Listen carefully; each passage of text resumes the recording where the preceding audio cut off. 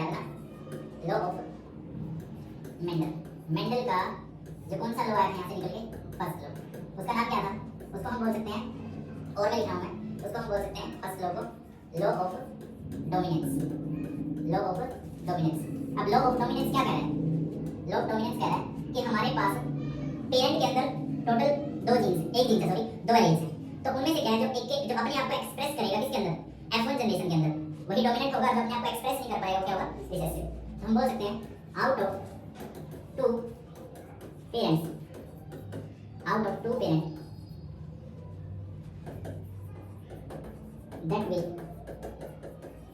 express itself in F1 generation, उसको क्या बोलेंगे, dominant.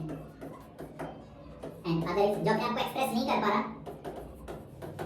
that will not express itself in F1 generation, उसको क्या बोल दिया हमने, that is recessive।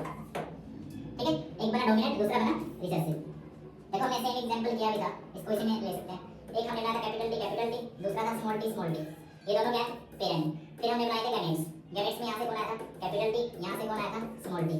फिर हमने बनाया था F1 जनरेशन। F1 जनरेशन में यहाँ से कैपिटल टी, यहाँ से स्मॉल टी। अब देखो यहाँ पे ये किसको शो कर रहा है, ये टोल को और ये दबाव को। अब देखो पेरेंट के पास तो दोनों है, लेकिन F1 जनरेशन में कौन शो हो रहा है, टोल।